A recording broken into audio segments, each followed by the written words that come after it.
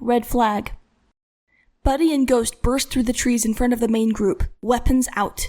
Most everyone was fleeing into a building, which was equipped with shutters, but they weren't getting them shut in time.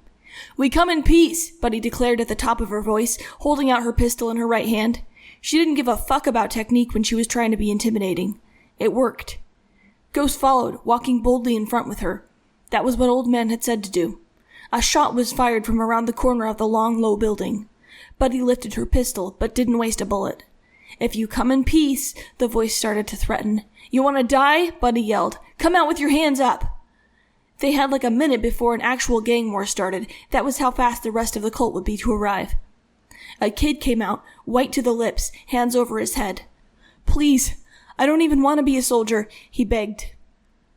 "Tell everyone under the age of 18 to go to offshoot," Buddy said, jerking a thumb behind the shivers. Connor had sent some people to guide the kids out of cult territory. "Why just the kids?" "Go," Buddy said, "or we execute all of you. Tell 'em."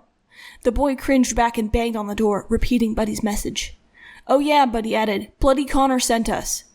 The boy turned with a mixture of awe and relief. Ghost heard excited voices. Suddenly the doors opened and the kids poured out and fled past the shivers. There were only 2 adults among them.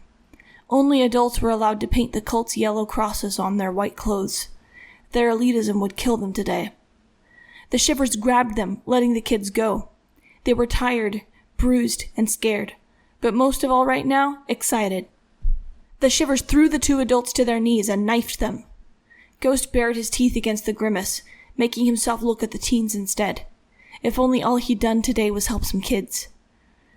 The compound's purpose seemed to have been changed. The center of the building was piled with recovered steel and smaller piles of wood, plastic scraps, and cord. A few tools lined the walls and floor. There was a massive trapdoor, already propped open, with a staircase that led down to a carefully collected treasure, an arsenal of crossbows. There were even a few guns and a case of 22 rounds. The shivers rushed in with crazy excitement. They seized the weapons carelessly, grabbed ammunition, cleaned the place out in 15 seconds. They knew they'd split the loot afterward, and knew to keep an arm free for what was already happening outside. More shots coming from 3 or 4 different directions. Ghost melted into the cover of a haunted lean-to filled with garbage. The shade projected such a powerful sense of stillness that it felt like no one could possibly be there. As soon as he saw where the main force was coming in from, he could guess where they'd hide shooters based on the angle it would require to hit the shivers without shooting their own. With how randomly they were arriving, though, it was unlikely they had that sense. Other people panicked when the fighting started. Ghost didn't anymore.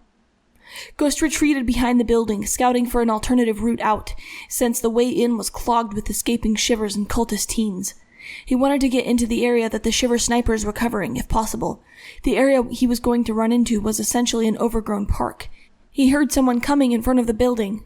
Friend or enemy, he didn't want to be seen. Even a friend would show telltale recognition. He backed up, then glanced around a moment too late as an arm came smoothly around his neck, closing in neatly and pressing in on the arteries on either side. Ghost instinctively squeezed his eyes shut in a grimace, expecting to be stabbed or something. He lifted his rebar to swing it into a knee or shin, and a cold hand closed around his narrow wrist in an icy grip. "The ghost, huh?" A man's voice with a grim smile said from behind his head. Ghost kicked at the guy's shins. No reaction, except that the arm around his neck tightened, pressing Ghost's skull against the man's chest. Ghost grunted and winced. He could still breathe, but the pressure in his head was bad.